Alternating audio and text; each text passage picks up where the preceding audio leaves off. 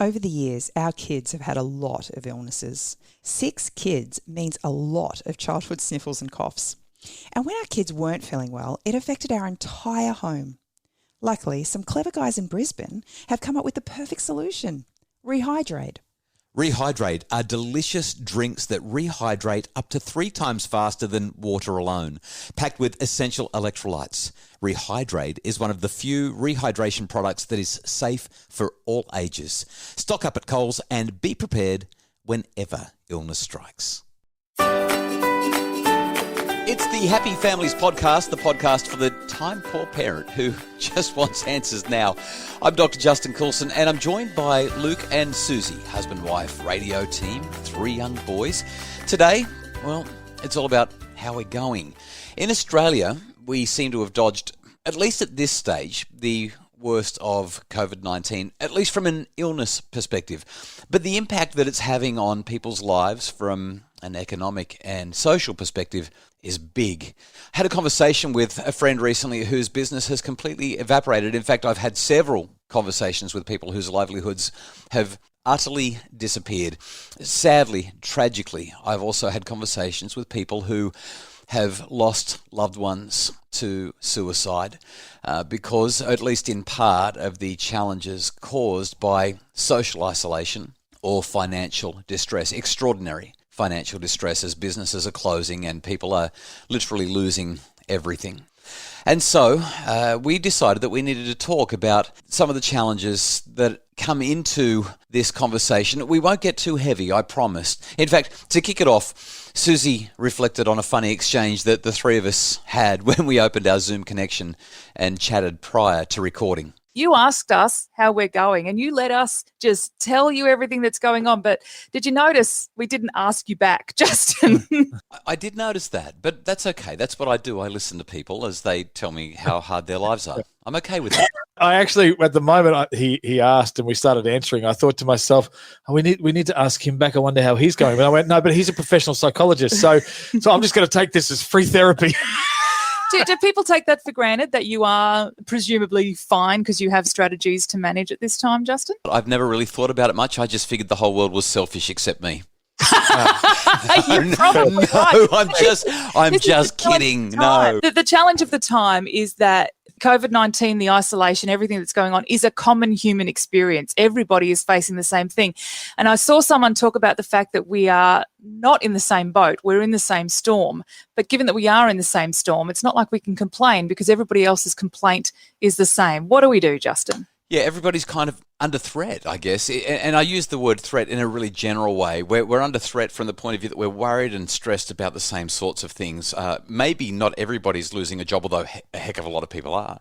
But a lot of people are worried about what's going on with school and their children adapting to life at home and then readapting to life at school. And, you know, you've got all of these challenges where we're in isolation. We don't know what's coming next. We don't know if we can go on a holiday with our family at Christmas time. There's so much unknown. And what we normally do when we're facing the unknown is we reach out to someone and say, hey, what would you do in this situation? I'm a little bit stuck. We call that psychological distance. You know, the person we're talking to, because they're not in what we're in, they're able to see things with more perspective, with more rationality and objectivity, which means they sound so wise because we're so emotional and unable to think for ourselves. Yeah. But because everybody's, like I said, under threat, everybody's feeling some version of what is going on with this global pandemic.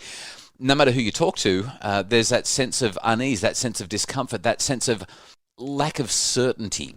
And so what I think we really need to be able to do is start to rely on what's going on inside ourselves and create a sense of psychological distance intrinsically, because the reality is we can't rely on the people around us. Yeah. And that's not because they don't want to be there. It's as much because of we don't feel that they're not necessarily offering that in the same way. We second guess everything, or we don't want to be the whingers when they're going through it as well. Well, that's right. We want to be sensitive to their circumstances, but we also recognise that even though we're all in the same storm, I love that metaphor, Susie, everybody is experiencing it in a slightly different way, but everybody's experiencing it. And that's the great challenge. It's not that they don't want to help. It's just that when you're all in it together, it can be hard to create the distance. And I think that's something that I can be really useful for in helping people to create that distance, step away and take a breath, see things rationally, and then dive back into the fray in an effective and useful way. So some people have accused me in my life of being psychologically and emotionally distanced from other people,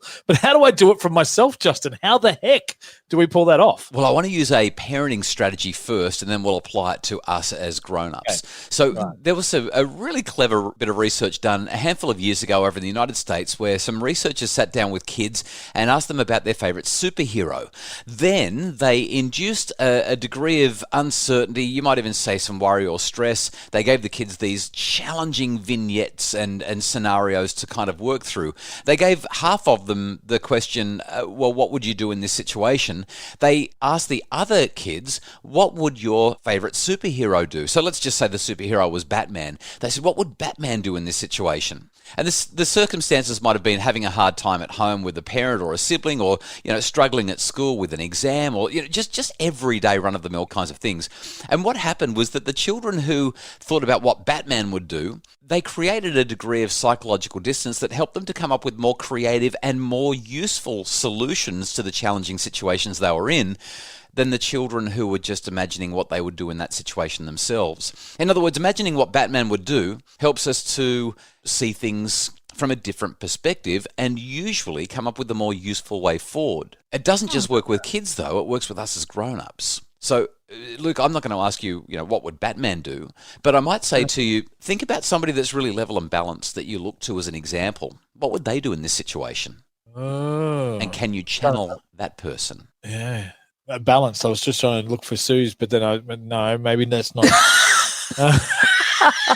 That's interesting. It's an interesting thing. And even just down to who would I choose? Who do I want to be in this circumstance? Who would I reach out to this? And that's a fascinating thing. Well, see, the other really cool thing about this particular psychological distancing strategy is that I could give you a list of all the different things that you need to do when you're feeling under pressure to, step 1, step 2, step 3, step 4, so that you can deal with the circumstances in an effective way. But once you're in the circumstances, you forget those steps because there's so much pressure. Whereas when I just say, think about, now for me, Wally Goddard is a mentor of mine. He's a professor of family life development over in a university in the United States, and he's guided me so well for so many years. And so I just channel my inner Wally. I think, what would Wally do right now? Yeah. I've channeled my inner Wally for many years, but a different Wally, I'm assuming. and what it does is it makes it really simple for me to just step into almost his character, and it helps me to be rational and calm and level. Now, there's an extension or an alternative version of this, and I've had many parents say this to me, so please, this is not an ego thing from my perspective. It's just a useful strategy that people do to create some psychological distance. When it comes to dealing with challenges with our children, for example, we tend to treat them differently in the shopping centre to how we treat them in the living room. 100%, yes. Yeah. Imagine that you've got an audience in your living room. A lot of people say, Justin, I just imagine that you're in the living room watching me discipline my children, and it changes everything about the way I interact with them.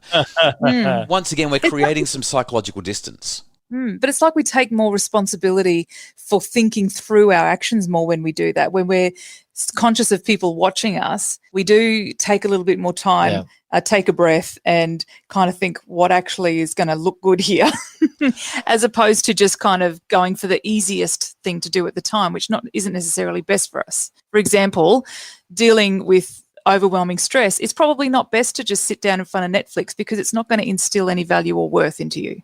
It's not. But let's face it, Susie, sometimes it feels really good to do that.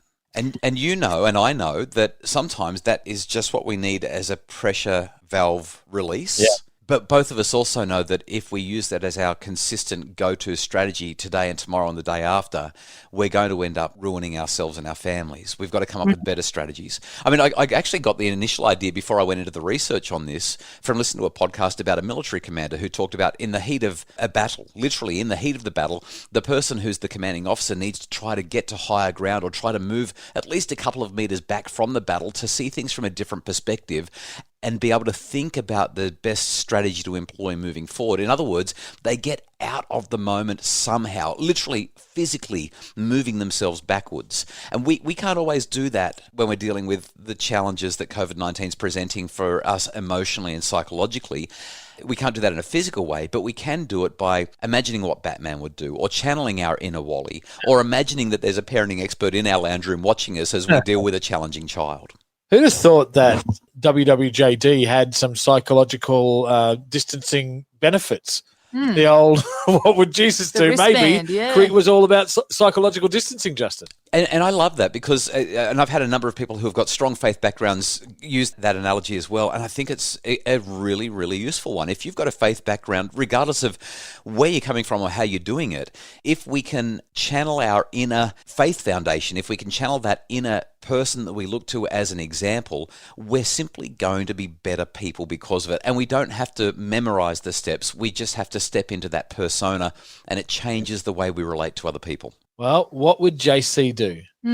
What would Justin Coulson do? Yeah. I do have those initials. You're right. Yes. Yeah. Yeah, it's interesting. It's counterintuitive that something like that, something so simple as sort of trying to put someone else's shoes on, is actually kind to ourselves.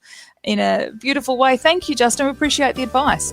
If you've enjoyed the podcast and found it helpful, it would be so wonderful if you would go to the Apple Podcasts podcast app. I don't know what it's called, just Apple Podcasts, and leave us a rating and a review, because it's your reviews that help people to find the podcast and actually to have happier families. You might want to leave a review just like Clemo did, who said, practical advice for improving the family, some great ideas for developing better relationships with your kids.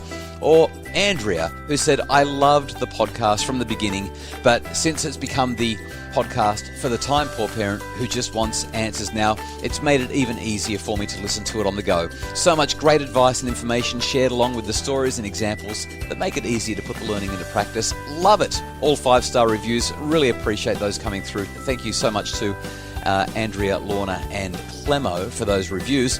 If you'd like more information about how I can be helpful to you and your family, please visit happyfamilies.com.au or go to my Facebook page, Dr. Justin Coulson's Happy Families.